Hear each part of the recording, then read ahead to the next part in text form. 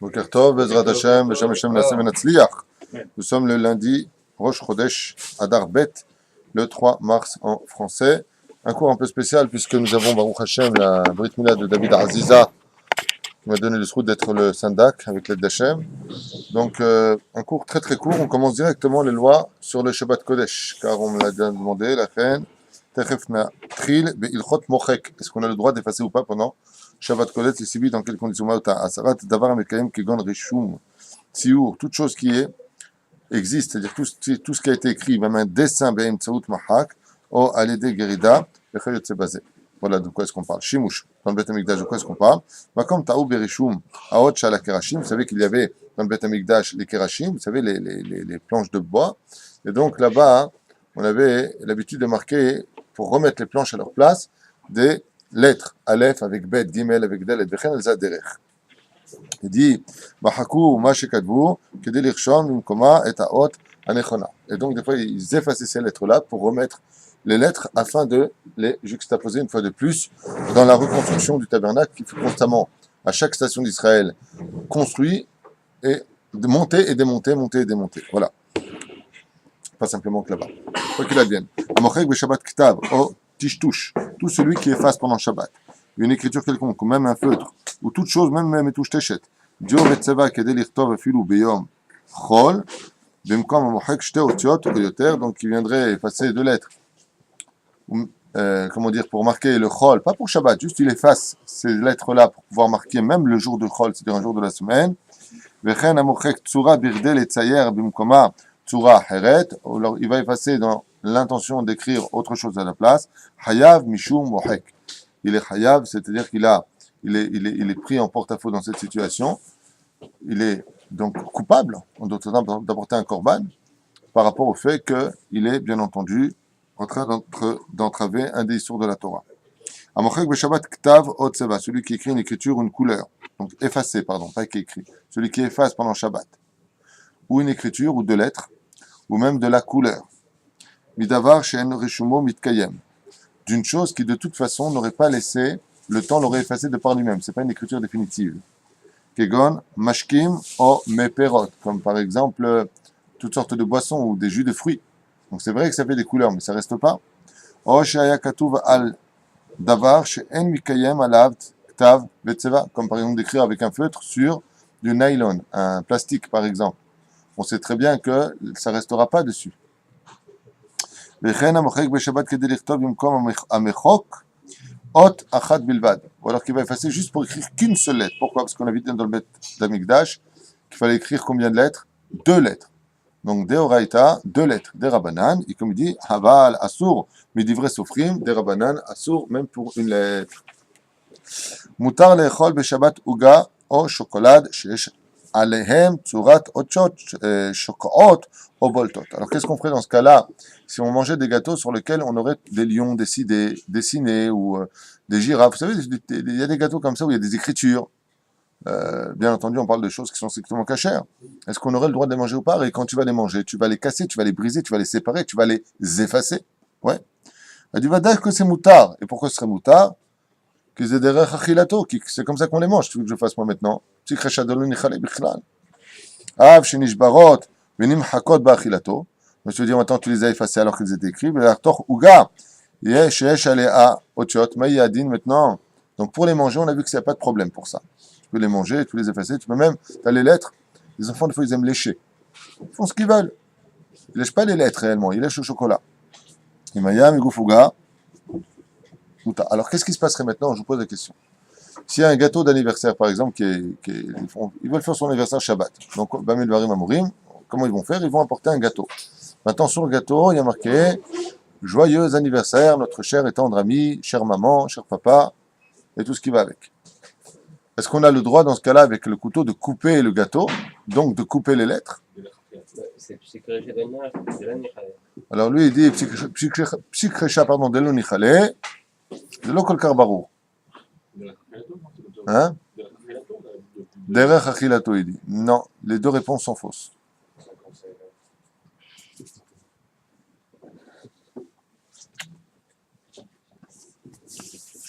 ואם נעשו מצבע מאכל או כרם שאינו מגוף העוגה מהמחיר אבל ברכה. Dans quel cas c'est permis si le gâteau lui-même, c'est-à-dire la couche du gâteau qui appartient au gâteau, il y a de l'écriture, oui c'est permis de le couper.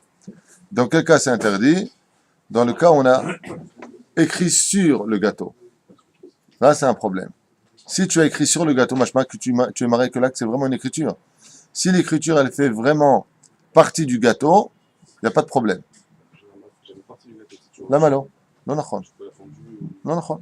Il y a des gens qui écrivent mamache sur le gâteau, mamache. Pas qui écrivent sur le gâteau, ça fait partie du gâteau lui-même. Mais pas tu poses une plaque. Ils écrivent à la fin avant de le faire cuire. Voilà, ils écrivent à la fin exactement de le faire cuire. Donc quand ça cuit, ça fait partie du gâteau intégrant. Il n'y a aucun problème pour cela. On peut rejoindre ce que tu viens de dire.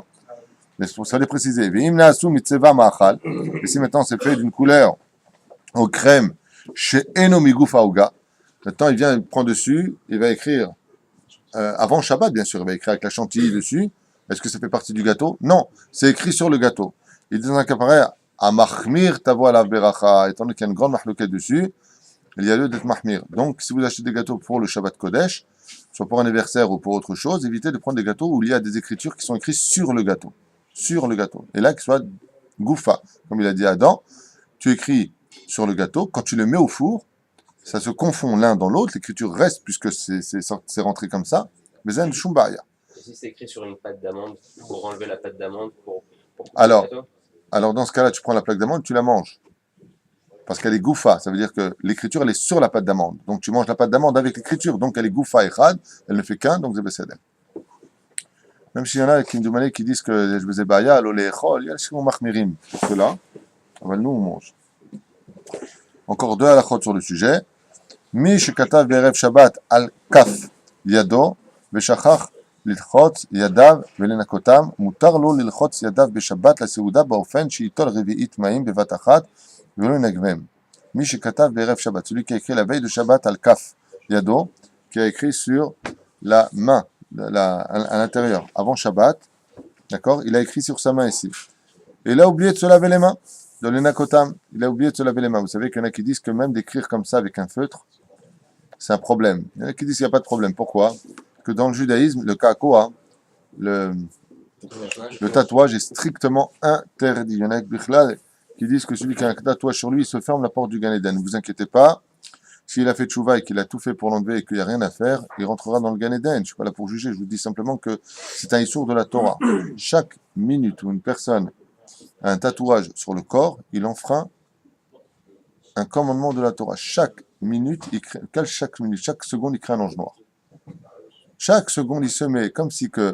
vous avez déjà vu la dette de la France ou des États-Unis, et c'est très marrant à voir, parce qu'ils ont... Aux États-Unis, tu vois je sais pas combien, 10 chiffres, et tu vois toutes les minutes, tac, ça avance, tac, tac. Ils ont fait ça à la minute près. Combien d'intérêts ils payaient pour rembourser leurs dettes. Ils tardaient à rembourser leurs dettes, donc le chiffre en intérêt monte à une vitesse prodigieuse, incroyable, prodigieuse. La reine, les autos d'avar, quand une personne a un kakoa sur lui, les femmes qui se font des petits papillons sur la cheville, tu viens de te mettre une chaîne au pied, qu'est-ce que tu es en train de faire papillon sur ta cheville? C'est pas le chemin d'Israël de faire des bêtises pareilles, de faire des kakoa. C'est marrant, le français ne me rentre pas dans la tête. Le tatouage. J'ai connu un HGR, tu vois, il y a une trentaine d'années, c'est un ancien biker, il avait le corps recouvert de tatouage. Mais je veux dire, comment il tu vois, les enfants. Un des plus beaux Sefer Torah qui ait jamais existé sur terre est celui qu'a fait le Rav Amnon Yitzhak. Il a fait un Sefer Torah avec tous les hagilim, toutes les boucles d'oreilles de tous les chilonim qui ont fait tchouva dans ses cours. Est-ce qu'il y a un plus beau Sefer Torah que ça? Lui, il est venu avec tous ses tatouages devant un Kadosh Baruch Hu, lui demandant pardon. C'est beau? Le Mashgar dont tu parles? Non, le Rav Amnon Yitzhak, il a fait tchouva. Il était Bichlal à des millions d'années-lumière de la Torah. Donc la question ici, je finis là, avec ta permission. La question est de savoir, est-ce que maintenant qu'il a écrit sur sa main, avant l'entrée de Shabbat, il a oublié de prendre le savon, de s'essuyer les mains. Donc pourquoi je vous disais ça? Parce que des fois les enfants ils prennent vous savez, des malabars comme ça avec des choses. C'est pas interdit minadine. Pourquoi? C'est l'obarkayama. Ça reste pas. La semaine, je parle. Ça reste pas. Malgré tout, l'otov la sod c'est pas bien de faire ça. Il est préférable de Mutar lilchot yadav b'Shabbat la-seuda ba'ofen she'itol revi'it ma'im bevat achat. Maintenant, il veut faire Netilat Yadayim, il a de l'écriture dans la main, est-ce qu'il peut le faire ou pas? Des fois, il a marqué le numéro de téléphone, ou il a marqué son nom, il s'appelle un tel, pas que j'oublie. Rentre Shabbat, il a oublié. Maintenant, il fait Netilat Yadayim. Il va effacer les lettres quand il va faire Netilat Yadayim qui sont dans sa main. Ah, c'est Moutar ou Assour? Moutar. Ça va partir. Donc, de toute façon, c'était pas Bar Kayama de Melechatchila. Quand c'est dans Shabbat, il souda b'ofen shitol yelvit ma'im bevatachat velo inagvem. Mais la seule chose qu'on lui demandera, par contre, c'est de ne pas s'essuyer. Donc, il laisse ses mains s'essuyer toutes seules. C'est-à-dire, il a mis de l'eau, il a écrit avant l'entrée de Shabbat sur sa main, il fait Netilat Yadayim. Dans son cas à lui précis, l'eau inagvem. Parce que s'il prend maintenant la serviette et qu'il s'essuie les mains avec de l'eau, il va effacer ses lettres. Donc, dans son cas à lui, il fait Netilat, Vezéou. Je vous mets en garde, je fais très très attention, parce que vous savez que quand vous faites Netilat pour manger du pain, si vous n'avez pas les mains parfaitement sèches, et que vous touchez le pain, la Gemara dit que ça s'appelle lechem tamé. Vous avez rendu votre pain impur. Donc faites très attention à ça. Oui, dans son cas, lui, il n'a pas le choix. En dehors du fait qu'il y a l'écriture. Si tu n'as pas de serviette, oui. Et le système à air comme ça, là Shabbat. Non, Shabbat, c'est un peu dur de faire le système à air comme ça. Normal. Non, c'est un peu rien. Le principal, Qu'elle soit sèche. parce que je dis beaucoup aux gens qui viennent manger à la maison, je regarde, les gens, ils s'essuient très brièvement avec la serviette comme ça. C'est une erreur. Il faut vraiment s'essuyer les mains parfaitement. Passer même la serviette, moi, à la maison, je demande à tout le monde de passer la serviette vraiment entre les doigts, d'avoir les mains parfaitement sèches avant de toucher le pain du motzi. Une dernière halakha, à Coréa, sakiot nylon, shesh betocham divrei ma'achal. Alors, maintenant, je viens pour ouvrir un sac sur lequel il y a des écritures, comme un sac de lait ou un paquet de gâteaux. Est-ce que j'ai le droit ou pas? Le kara'am, af b'makom ha'otiot. Est-ce que j'ai le droit de le déchirer? Davka sur l'endroit aussi où il y a les lettres. Davka. La réponse est oui. On a tout à fait le droit d'ouvrir un paquet, sachant que je vais même effacer des lettres de ce paquet en ouvrant ce paquet de gâteaux ou autre chose. Car ce n'est pas comme ça qu'on a l'habitude de les effacer. Le gam eno mitkaven mchika, opam sikresha-deno nechane ici, il n'a pas l'intention, mais à part cela, la vraie réponse pour nous, c'est que c'est derer achilato. C'est comme ça qu'on les mange. Comment tu veux que je mange le gâteau qui est dedans si je ne suis pas en train d'ouvrir la boîte? Ceci étant dit, celui qui peut éviter, tavo alav beracha. Petite question. J'écoute. Une boîte de conserve. Ah, une boîte de conserve. Qu'est-ce qu'on fait avec une boîte de conserve? C'est une grande mahloquette avec... Il y a déjà le fermoir. C'est je- dedans, je- le dessous, là. Je voudrais juste répondre. Les boîtes de conserve sont un sujet à mahloquette énorme. Alors là, tu as toutes les déotes. Il y en a qui te disent que de Bichlal, il faut les ouvrir à l'avance. Il y en a qui te disent tu fais un trou en dessous, ensuite tu ouvres dessus. Pourquoi? Pour ne pas lui donner Torah de Kéli. Parce que si tu as ouvert, après tu jettes, tu as créé un Kéli pendant Shabbat. Donc tu as créé un Kéli, un ustensile. D'accord? Mais le Rav Ovadia, si je me souviens bien pour ta question, il dit qu'aujourd'hui, Bichlal, tu peux directement ouvrir ta boîte de conserve en baiser Shumbaya. Et pourquoi? Il dit parce qu'aujourd'hui, c'est de varim qu'on jette tous. On les jette tous. Donc c'est pas vraiment un problème. Là aussi, il faut faire attention. C'est que très souvent, on jette, quand on ouvre une boîte d'olives par exemple ou de thon, on jette l'huile, donc on a ouvert, et puis on laisse l'huile s'écouler de par lui-même. Et ça, c'est un problème. Pourquoi c'est un problème? Parce que tu tries pendant Shabbat, tu enlèves le mauvais du bon. Donc ça, c'est pas bon. Si tu as ouvert ta boîte d'olives ou ta boîte de thon, tu les laisses telles quelles dans l'huile et tu retires le bon du mauvais, donc le thon de l'huile ou les olives de leur liquide. Voilà. Ça, faudra faire attention. Ah bah, c'est-à-dire, si tu verses tout à l'intérieur, non, c'est pas bien. Mais il y a un problème pour l'égouttoir. Shabbat. Moi, ce que tu fais comme moi. Moi, je prends une assiette, je verse tout dedans, ce qui est nishpach. Ce qu'il y a de mieux à faire. Bah, l'égouttoir, c'est un problème. C'est qu'il est chez les brira. Moi, je passe mon Shabbat. C'est cool. Ah non, c'est pas possible. Je peux juste revenir sur les tatouages. J'écoute. Mais pourquoi des tatouages? Parce que c'est comme ça qu'ils faisaient la Vodazara avant. C'est tout simplement un signe de Vodazara, les tatouages. Un signe d'esclavage. Non, ça c'est... le- Ouais.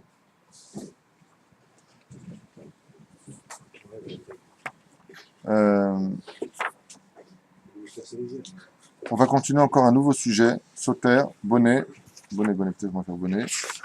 Beshabbat.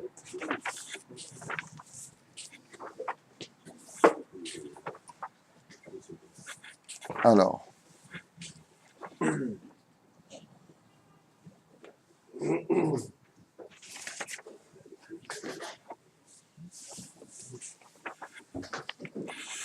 Bonnet karka o davar amechoubar le karka le tzorech. Donc construire quelque chose à même le sol.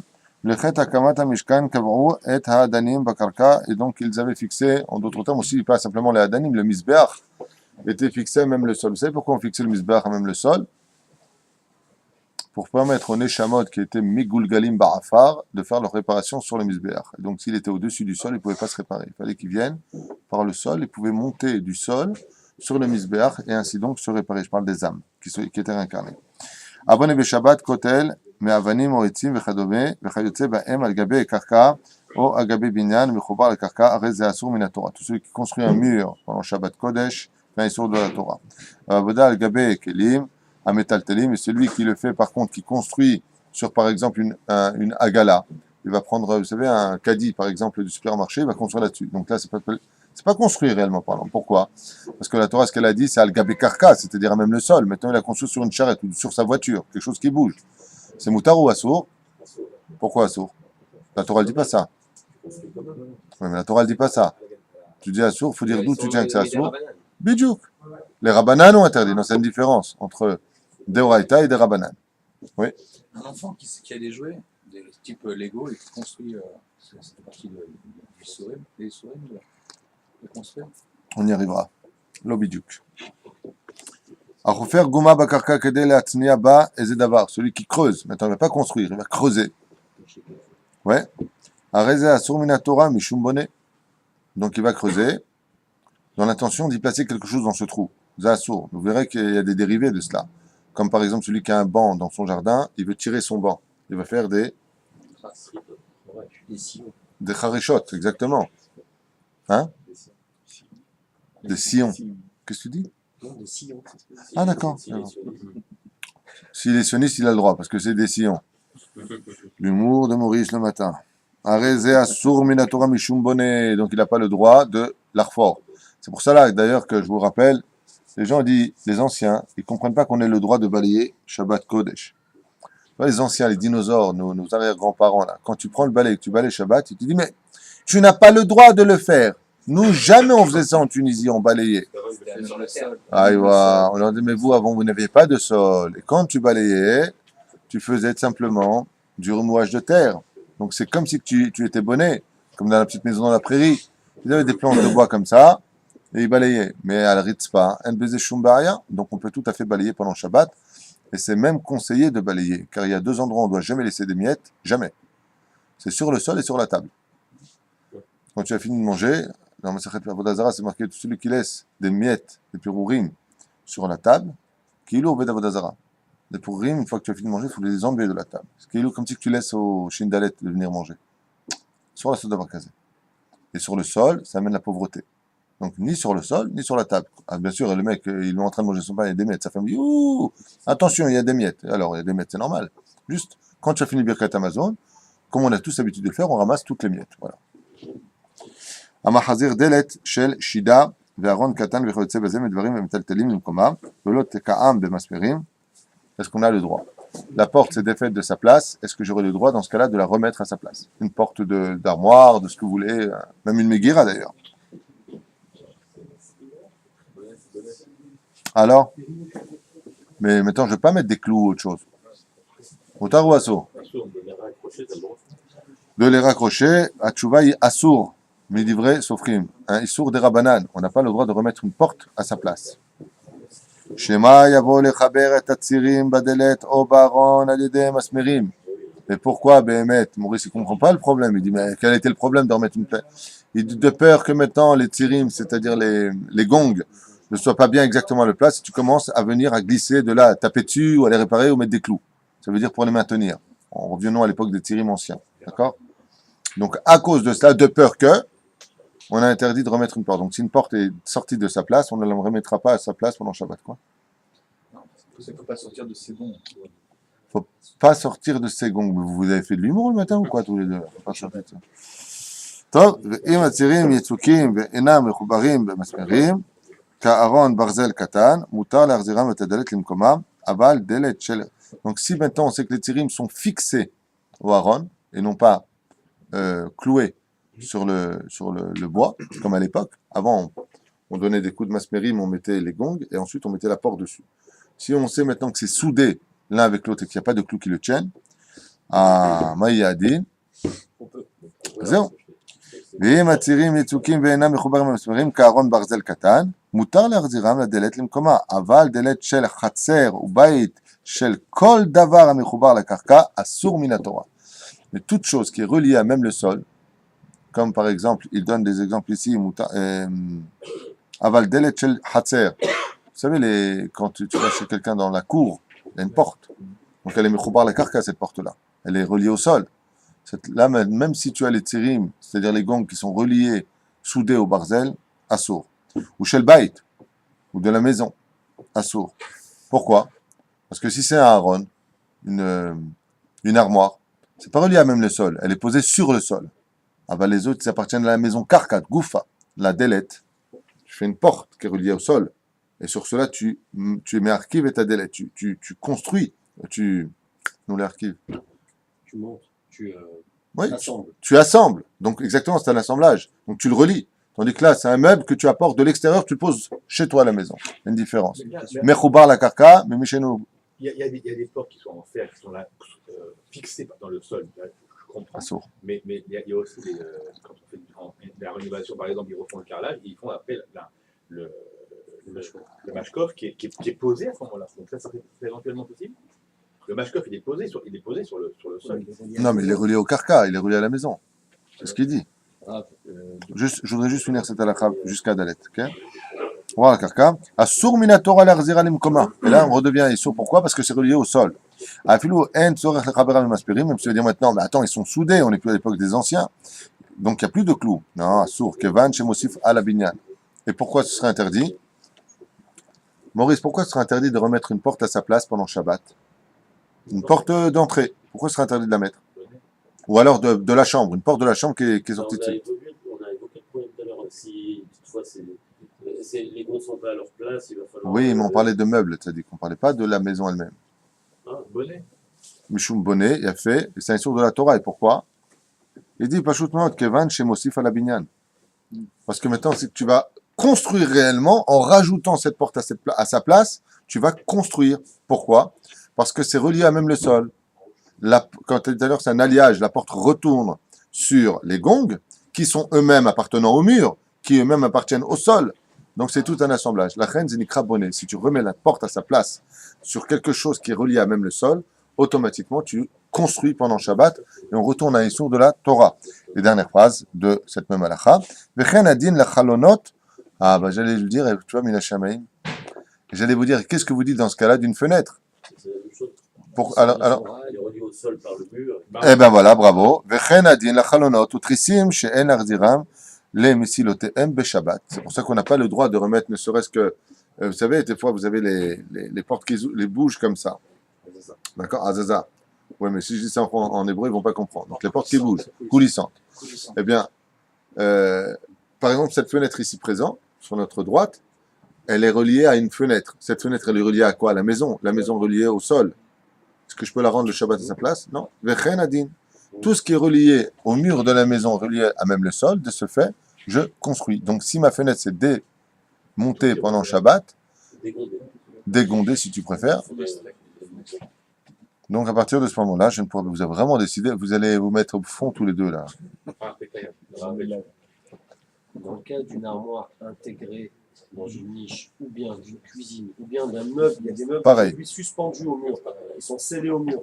Ah. Et une étagère sort ou un tiroir sort de ses rails, ou une chose comme ça. Parce que là, c'est un cas intermédiaire. Si tu l'as fixé au mur, ça fait partie du mur. Donc a priori, une cuisine, Tu peux pas la remettre. on ne peut pas remettre un tiroir, même s'il y a dedans les... De ce que je comprends d'ici, non. Les couverts, pour Shabbat, ça peut arriver. Non. Je revérifierai cette halakha, mais selon le principe On mange avec les du doigts. Rav Ovadia Yosef, non. Pourquoi on mange avec les doigts? Bah, si je dois prendre les fourchettes, les couteaux, j'arrive, tac. Le tiroir bloque. Et je vous dis, ça m'est arrivé. Ben tu l'ouvres. On dit qu'on n'a pas le droit de le débloquer. On n'a pas dit qu'on n'a pas le droit de débloquer, De remonter. de remonter. De remonter, d'accord. Débloquer, c'est encore un autre truc. Et c'est pour ça que depuis tout à l'heure, tu me dis, je vais poser une question pour me parler de débloquer. Alors que nous, on est dans Bonnet. Pour comprendre qu'est-ce qui s'appelle scellé, qu'est-ce qui s'appelle pas scellé. Ça n'a rien à voir. Là, tu parles de débloquer quelque chose, NBZ Baya. NBZ Baya. Keli yasu miprakim, amichobarim zebaze, berifion, ven makpidim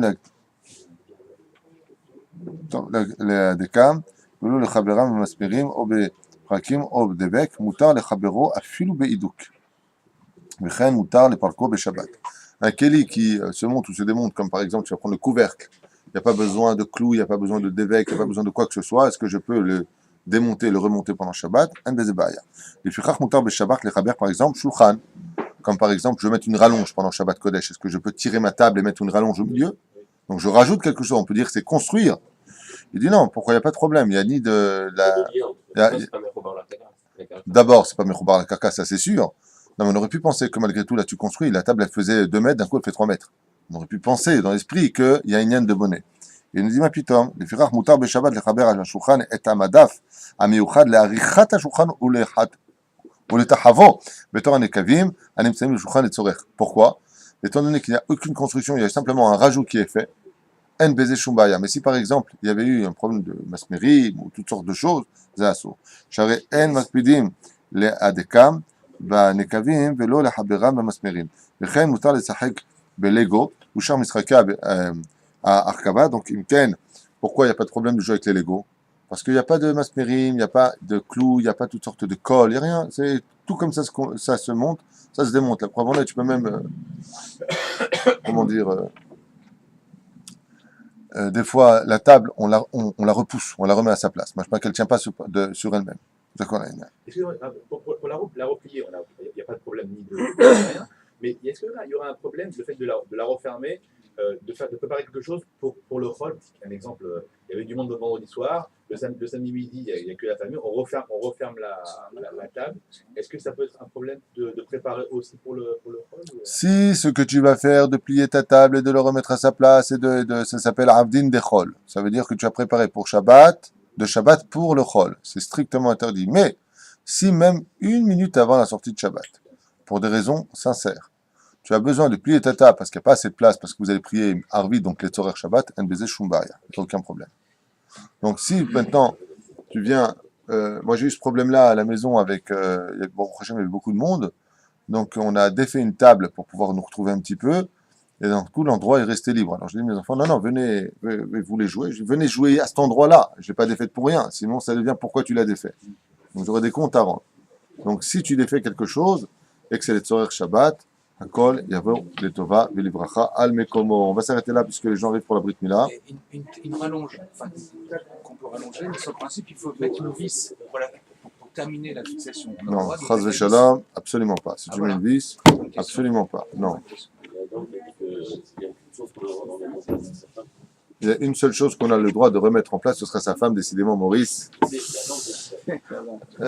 plus de la Shonara. En plus de la Shonara et du Motzi Shemra, Meshem Hashem, Esser Shelachem, Bezrat Hashem, beaucoup de simcha, et n'oubliez pas combien Dieu vous aime. Kol Tov.